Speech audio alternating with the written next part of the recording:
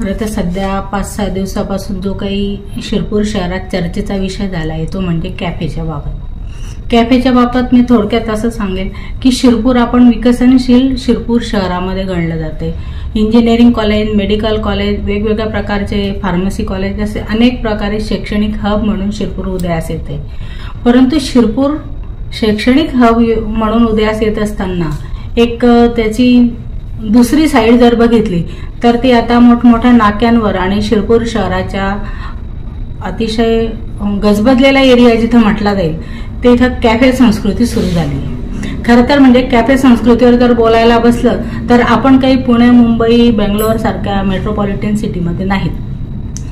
आपल्या शिरपूर शहरात शिकायला खेड्यापाड्यावरचे मुलंही येतात आणि मोठ्या शहरातल्या मुलंही येतात. परंतु कॅफेच्या नावाखाली सध्या जो काही अश्लील संस्कृतीकडे आपण पाऊल उचलतोय ती अतिशय लज्जास्पद आणि घाणेरडं आहे.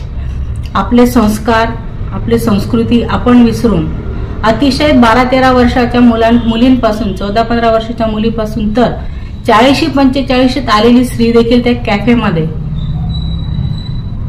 मी वकील आहे, कायदा सुव्यवस्था पाळणारी व्यक्ती आहे आणि ज्यावेळेस मी पोलिसांकडून रेड टाकली जाते त्यांच्यासोबत जाते त्यावेळेस ती 15-16 वर्षाची नवी युवती असू द्या किंवा मग 40-45 वर्षाची स्त्री असू द्या, तिला जेव्हा मला लज्जा वाटेल, मी स्त्री असल्यावरही मला लज्जा वाटेल अशा परिस्थितीत, अशा स्थितीत त्यांना पाहतो तेव्हा खरोखर मला एक स्त्री म्हणून मान खाली घालावी लागते.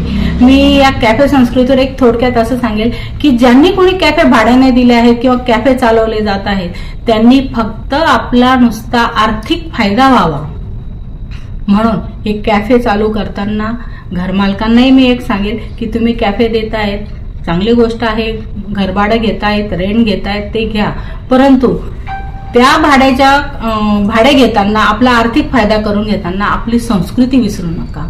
आज जेव्हा त्या कॅफेमध्ये येणारी स्त्री दुसरी कोणी परकीय असेल किंवा मुलगी बाहेरची असेल त्याच जागेवर कदाचित 2 वर्षांनी त्या कॅफे मालकाची म्हणा किंवा त्या ज्याने कोणी घर मालकाने भाड्याने दिले असेल त्याची मुलगी असू शकते, बहीणही असू शकते. हा विचार करा, नक्की द्या. चांगली गोष्ट आहे की आपण पुढे उदयोन्मुख म्हणून, विकसनशील म्हणून आपल्या शिरपूर शहरात आजूबाजूच्या मोठ्या मोठ्या शहरातून मुलं येतील त्यांना आपण हायफाय क्लास तिथलं वातावरण देण्याचा प्रयत्न करत आहोत. परंतु तो प्रयत्न करत असताना आपण आपली संस्कृती विसरू नका अशी मी कॅफे मालकांनाही विनंती करेन. आणि ज्यांनी कोणी मोठ्या मोठ्या इमारती बांधून कॅफे मालकांना भाड्याने दिल्या असतील आपला आर्थिक फायदा करून घेण्याकरता, आर्थिक फायदा म्हणणार नाही, तुम्ही बांधल्याच त्याच्याकरता आहेत, परंतु त्याचा फायदा करून घेताना असताना आपले संस्कार आणि संस्कृती विसरू नका अशी मी विनंती त्यांना करेन. आणि आपल्या शिरपूर शहर शांततामय आहे, कायदा आणि सुव्यवस्था राखण्याकरता ही कॅफे संस्कृती बंद करा. पण जर अशी कधी वेळ आली आयुष्यात खूप मोठी घटना घडल्यावर कॅन्डल मार्च घेऊन जाण्यापेक्षा आपण आधीच जर प्रिकॉशन घेतलं तर मला वाटतं की आम्हाला स्त्रियांना कॅन्डल मार्च काढायची गरज पडणार नाही.